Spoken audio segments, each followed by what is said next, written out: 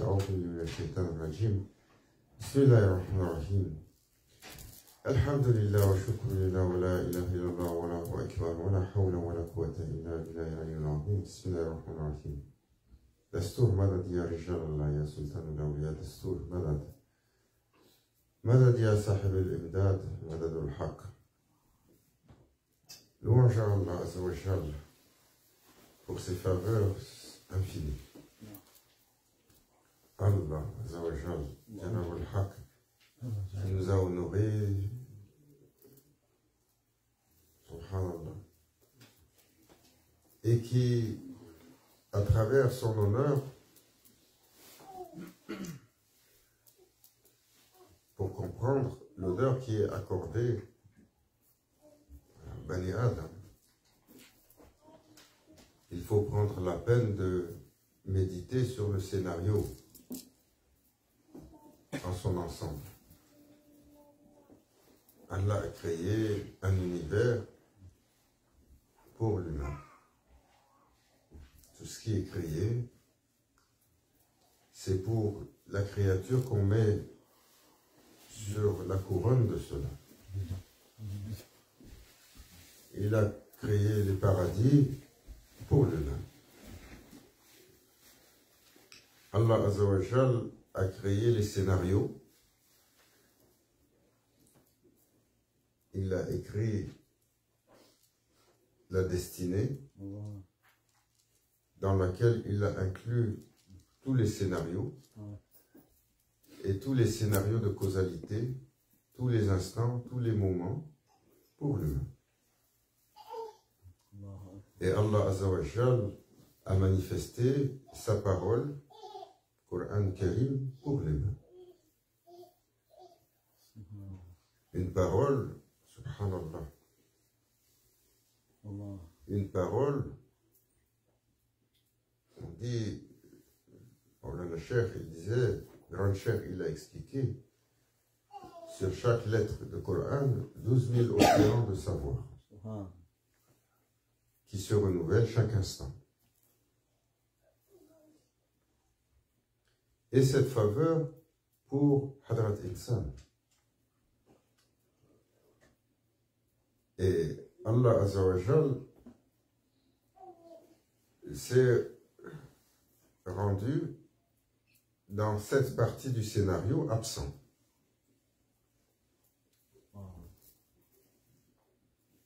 Et il a donné assez de latitude à l'humain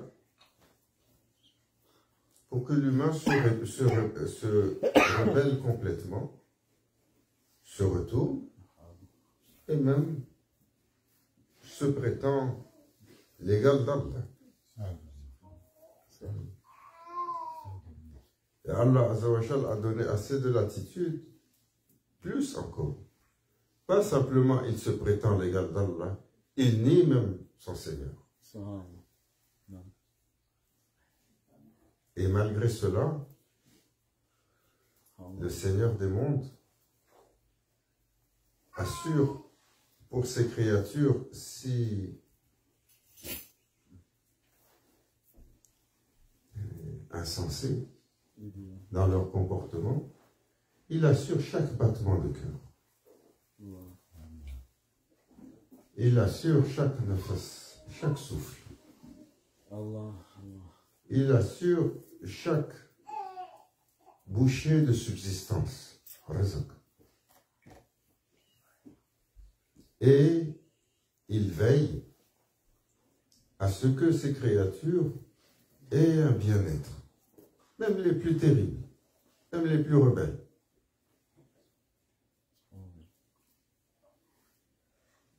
Mais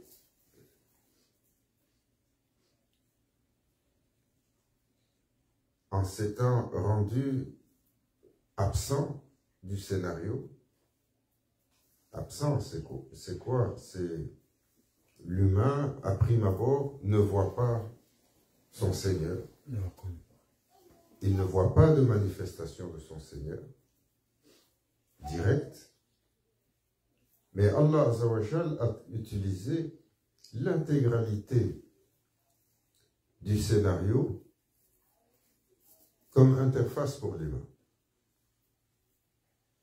Et ô combien de comprendre cela, comment c'est difficile. Parce que l'être, il est centré sur lui-même. Le nafs al-amara bisou, il domine nos êtres. Et nos êtres, nous sommes centrés sur nous-mêmes. Et Allah Azza wa Jal, il dit, je suis le pauvre. Je me manifeste dans le pauvre pour que tu puisses interagir avec moi. Je me manifeste dans le malade pour que tu puisses interagir avec moi. Je me manifeste dans l'oppresseur pour que tu puisses interagir avec moi. Je me manifeste dans ton voisin pour que tu puisses interagir avec moi. Je me manifeste dans tes parents, dans tes enfants, dans ta fratrie, dans tous ceux et celles que tu vas croiser. Je suis manifesté d'une façon ou d'une autre. Voilà comment Allah Azza wa Jal adresse ses serviteurs lorsqu'il dit aux serviteurs: chaque chose que tu vas faire va être sous-pesée. Si tu as fait un atome de bien, tu verras sa rétribution chez Allah. Si tu as fait un atome de mal, tu verras également son salaire. Rappelez à l'humain que chaque moment, chaque instant, chaque rencontre, chaque interface est à propos d'Allah. Mais ô combien difficile pour nous.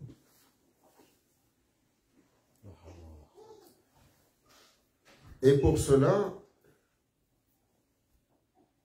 l'humain est le spécialiste de compartimenter, de structurer les choses pour s'assurer que ça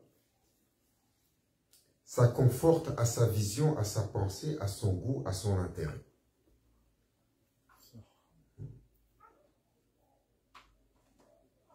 Si tu dis aux serviteurs, le prophète sallallahu alayhi wa sallam a décrit tous les musulmans comme des frères. Et donc, le rapport entre le musulman et l'autre, c'est la fraternité avec toutes ses obligations, ses droits. Le prophète sallallahu alayhi wa sallam, il a dit Hubbul watan min al-iman. Il a dit aussi, celui qui aime sa patrie, ça fait partie de la foi. Donc si je suis kirghize et j'aime un peu plus les kirghizes, au détriment des Kazakhs, des Ouzbeks, aujourd'hui j'ai laissé les Algériens tranquilles et les Marocains tranquilles. Les Tunisiens, ça c'est intouchable.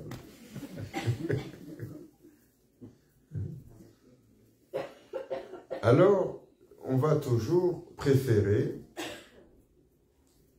rendre les choses à notre goût, en dépit de ce que Allah dit,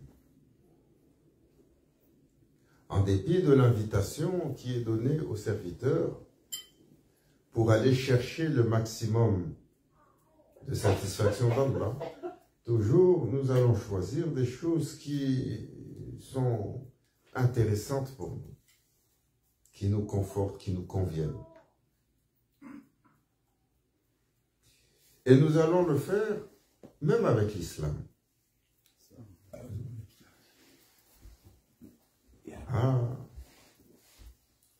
J'ai pas besoin de faire beaucoup d'efforts. Mon voisin, il n'est pas musulman.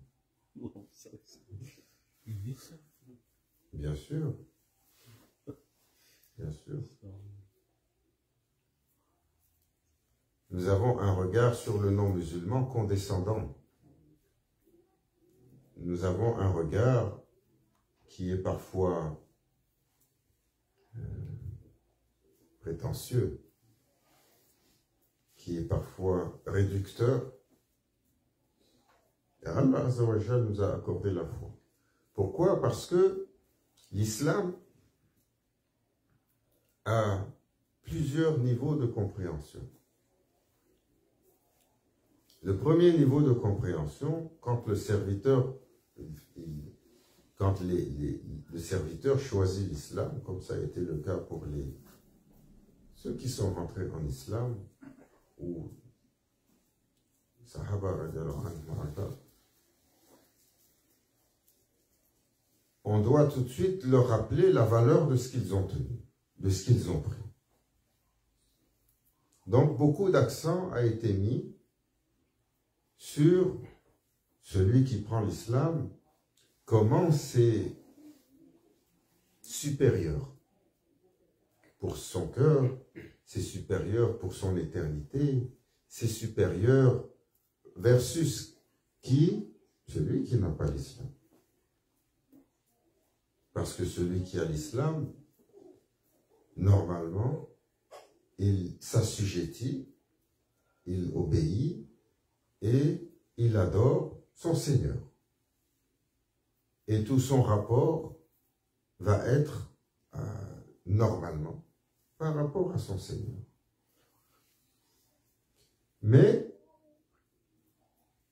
on va utiliser cette notion de différence entre celui qui croit et celui qui ne croit pas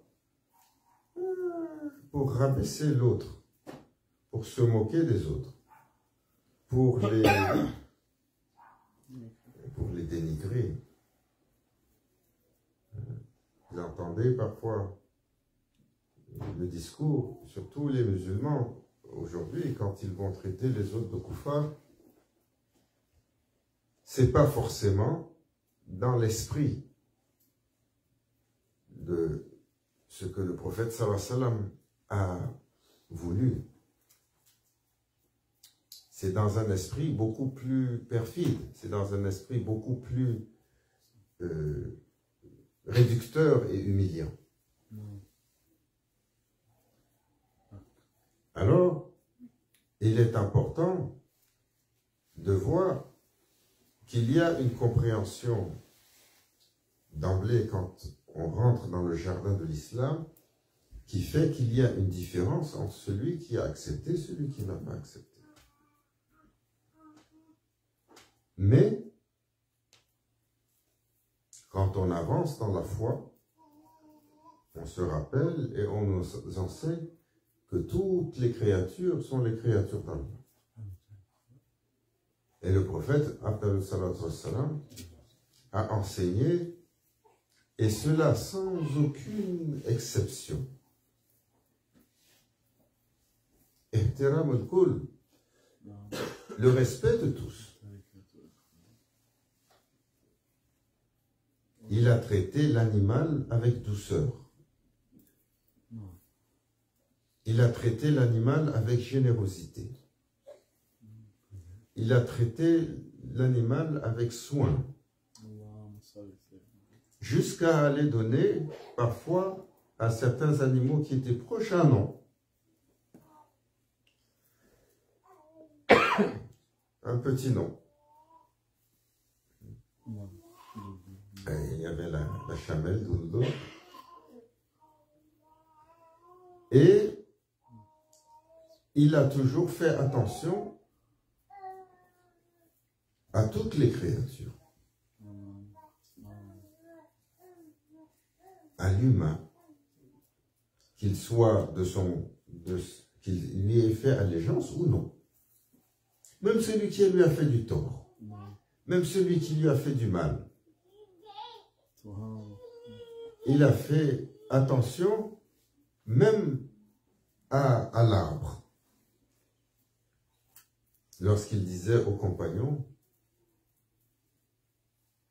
dans la bienséance chez Allah, vous ne pouvez pas arracher une branche d'arbre si vous n'en avez pas besoin, s'il n'y a pas une nécessité. L'histoire d'une femme pieuse qui, par nécessité, elle avait taillé l'arbre. Et quand elle s'était rendue compte qu'elle a taillé l'arbre, elle a commencé à se lamenter. Qu'est-ce que j'ai fait? Ce pauvre arbre, je l'ai saigné à blanc, je l'ai fait saigner. Parce que des fois, on a besoin de tailler pour que ce soit mieux. Allah. Et l'islam rappelle que l'humain qui s'accomplit, alors, comme disait mon cher Nazim, si vous vous mettez dans une relation parfaite avec votre Seigneur, il vous mettra en relation parfaite avec tout ce qui existe. Tout ce qui existe va se mettre en relation parfaite avec vous. Ce que vous voyez et ce que vous ne voyez pas.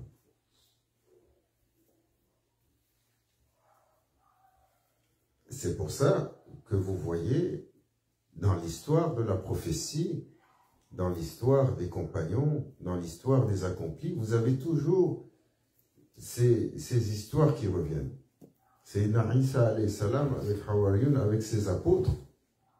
Certains d'entre eux étaient embêtés par les Romains. Et on a voulu en prendre quelques-uns pour les donner en pâture aux lions, comme faisaient les Romains souvent pour le cercle, pour amuser la galerie et pour discipliner le peuple. Pour éviter qu'il y ait trop de rébellion, il fallait donner l'exemple. Et il fallait que l'exemple soit public. On a jeté les lions en pâture. Qu'est-ce qu'ils ont fait? On a jeté certains des chrétiens qui ont suivi Sayyidina Isa alayhi salam. Et quand les lions étaient affamés, ils sont venus, ils se sont assis, sans les toucher. Allah. Même Sayyidina Abu Bakr al-Sadiq, quand il était le célèbre compagnon du prophète sallallahu alayhi wa sallam, quand il s'évadait avec le prophète sallallahu alayhi wa sallam à Makkah, poursuivi par les Quraysh, et qu'ils sont allés se cacher dans un tour, il est venu le serpent qui voulait rentrer, et il a mordu le pied de Sayyidina Abu Bakr al-Sadiq.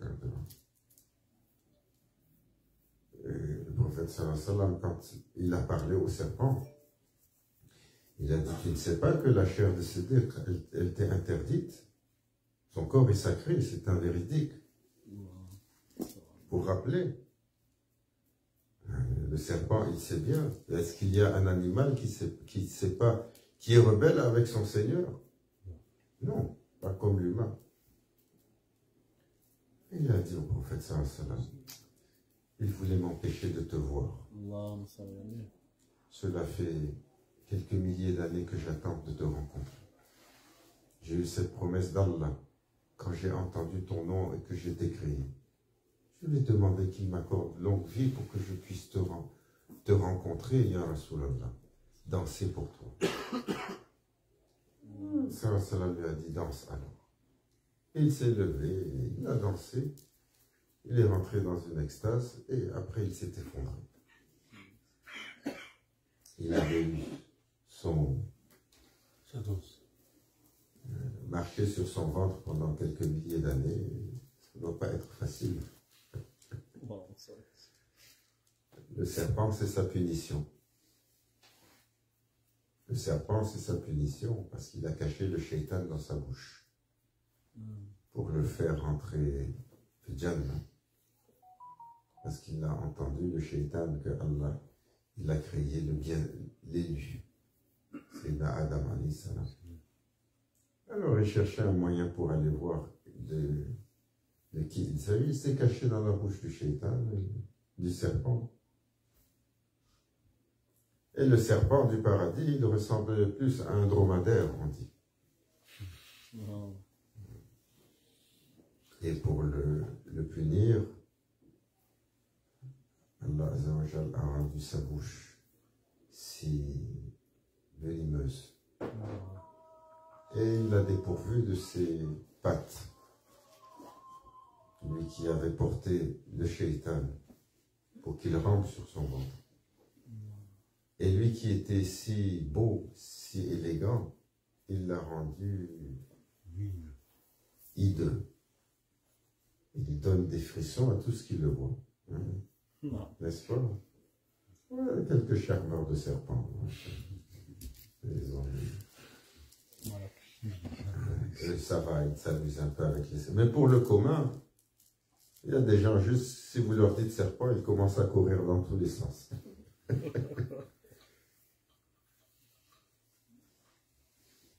Alors Allah Azza wa Jal nous a accordé ce privilège incommensurable d'être de ses serviteurs, et il a enseigné à travers le prophète sallallahu alayhi wa sallam que l'humain doit avoir un rapport particulier avec toute chose, avec tout scénario. Il y a une compréhension de premier niveau, il y a une compréhension plus élevée, il y a une compréhension des accomplis. Et comme Allah Azza wa Jal a interdit aux serpents et à tous les animaux de toucher un siddiq, il a interdit même les, comment vous appelez ça, même les insectes qui viennent pour grignoter quoi? Le corps.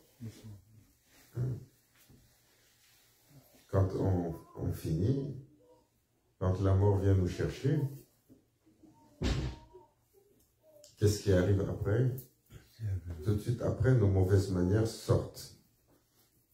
Comme il disait Grand Cher, ce sont vos mauvaises manières qui sortent. Et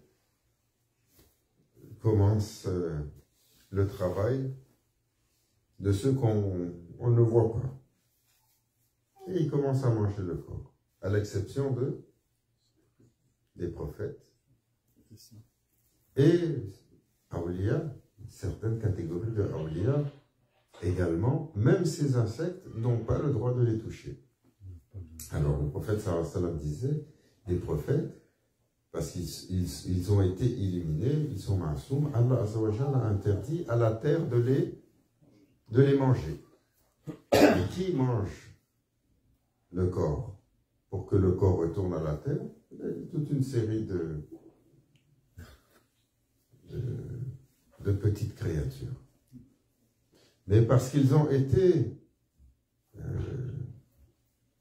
dans une relation parfaite avec leur Seigneur, Allah Azza wa Jalla a fait que toutes choses dans ce monde les a traitées avec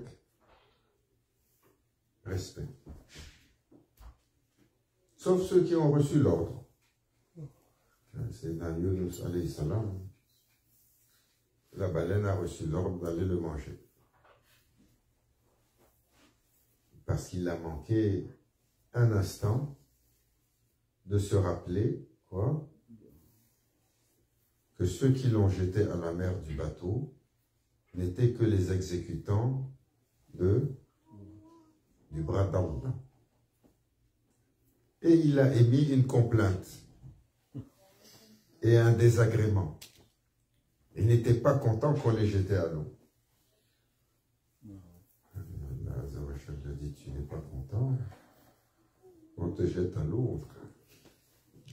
Si tu pensais que à l'eau c'était pire que quelque chose, et il a fait sortir la baleine pour venir l'avaler. Et il est resté 40 jours. 40 jours.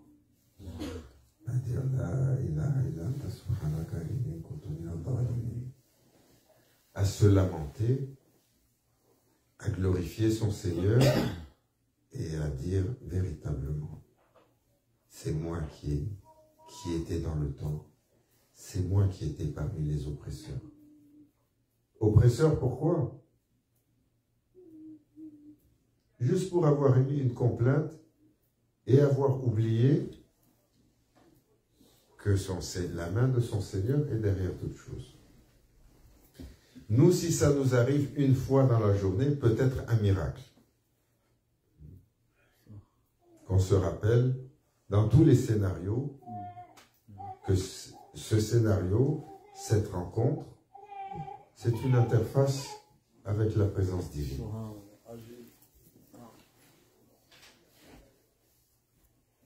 Notre rapport à la vie est si matériel. Notre rapport à la vie est si séculaire. Il a perdu sa sacralité. Il a perdu la sanctification du moment du croyant qui sait que son Seigneur est avec lui à chaque instant. Qui a pris la bonne mesure de son Seigneur. Qui a toujours cette vigilance première de se demander en toutes circonstances quelle serait la satisfaction d'Allah.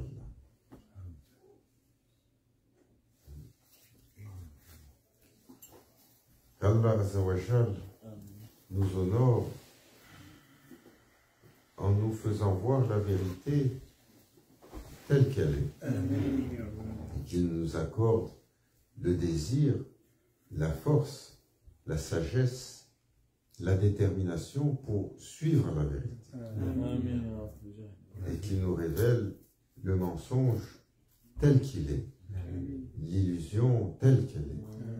Et qu'il nous donne la connaissance, la sagesse, la force, la détermination de nous en éloigner.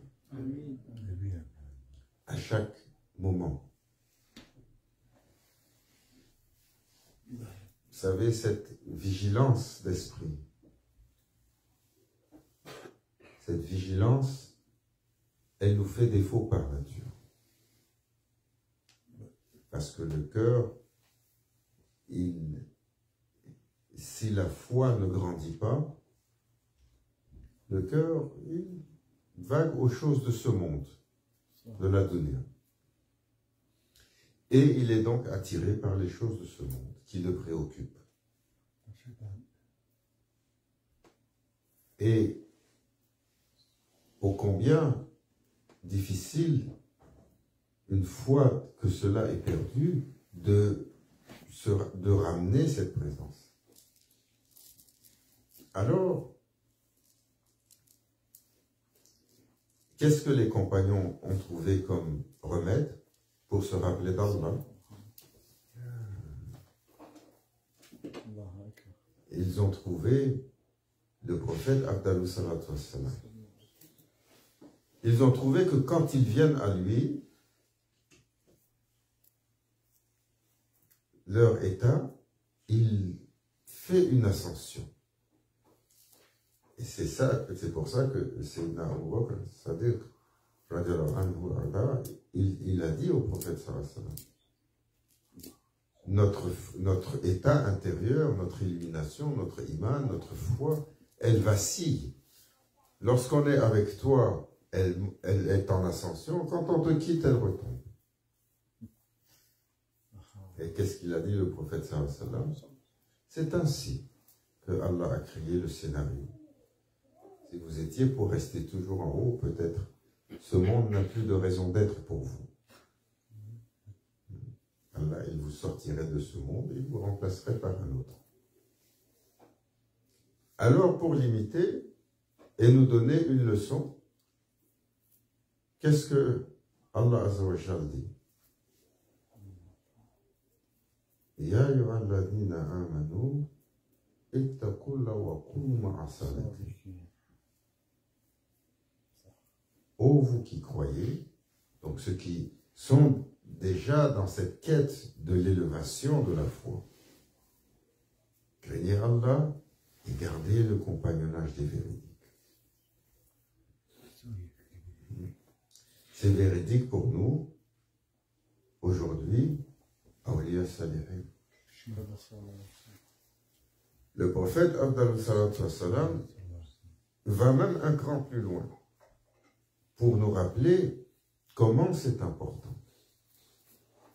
Pour se rappeler Allah. Qu'est-ce qu'il a dit le prophète sallallahu alayhi wa sallam? Le compagnonnage des croyants. Il a dit le croyant, il dit à ses compagnons, le croyant, il a une manifestation particulière. S'il parle, il rajoute à ta connaissance. Et si tu le vois, il te rappelle Allah. Il te rappelle ton Seigneur. Alors, celui qui est vigilant, celui qui sait qu'il est toujours sur le maqam de Raflat, Raflat, headlessness, une insouciance ignorante. Là.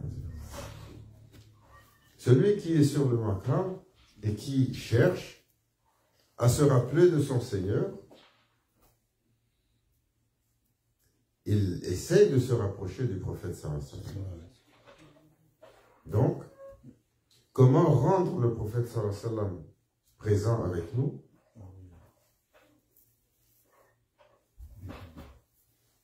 Il y a deux façons fondamentales pour le rendre présent avec nous. Fais-lui la louange et Allah Azza wa Jal lui manifeste son âme pour qu'il te retourne cette louange 10 fois.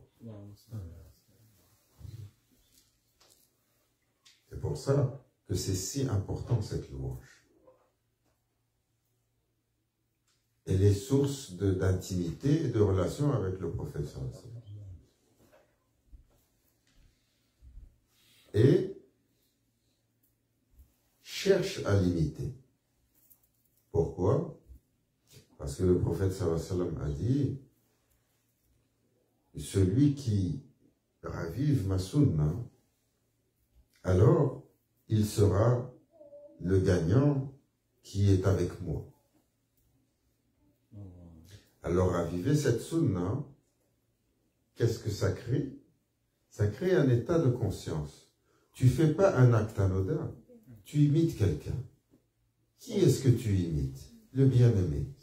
Car tu l'imites par amour, tu l'imites par désir de te rapprocher de lui, tu l'imites par désir de te rapprocher d'Allah. Parce que son geste, quelle qu'a été la sunna, c'est un état de perfection. Le prophète sallallahu alayhi wa sallam, sa sunna, c'est la perfection du comportement. Et pour se rappeler Allah, cherche les véridiques et garde leur compagnie, comme Allah Azza wa Jalla nous le recommande. Mieux que ça, comme les véridiques sont difficiles à trouver,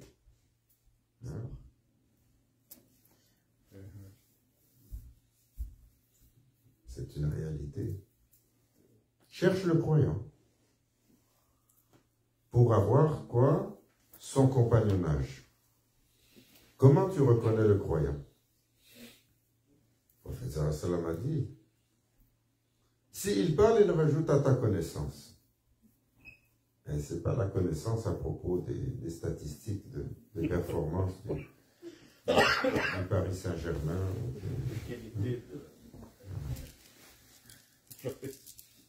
Ça, c'est le professeur de la qualité. Il sait de quoi il parle. Non. Il rajoute à ta connaissance celle qui te rapproche d'Allah. Une connaissance de qualité. Une connaissance pour l'éternité.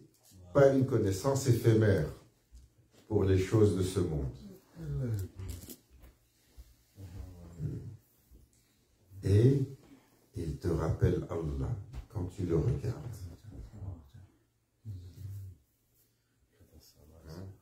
rappelle Allah. Alors cherche le compagnonnage de ceux, quand tu les regardes, ils te rappellent ton Seigneur.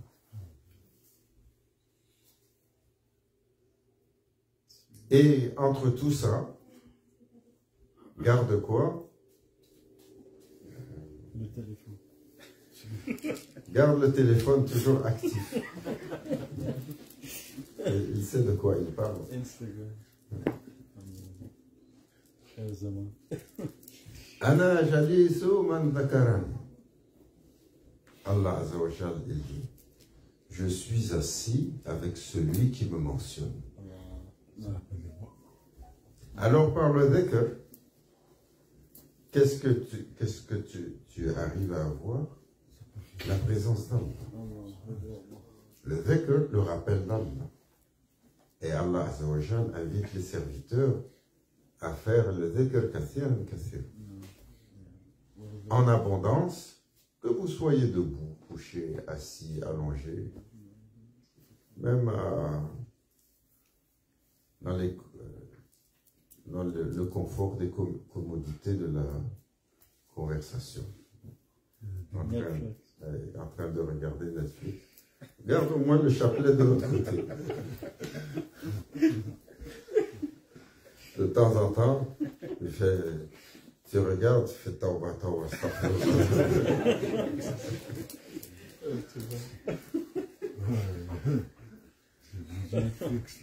Inch'Allah, qu'Allah accepte notre tawba et notre istighfar.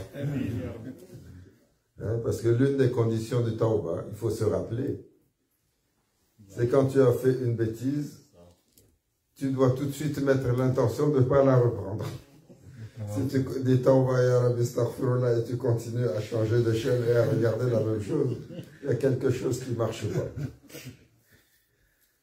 Qu'Allah Azza wa Jal nous illumine de la foi, nous garde dans l'état du rappel constant, de voir la présence d'Allah en toutes choses, la présence d'Allah en arrière de toutes choses, la présence d'Allah en finalité de toutes choses,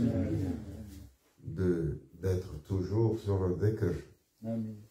Amantu billah, Allah wa shahidi, Allah wa nadiri, Allah wa ma'i. إلى حضرة النبي والسلام الكرام حضرة السيد سادتنا الفاتح.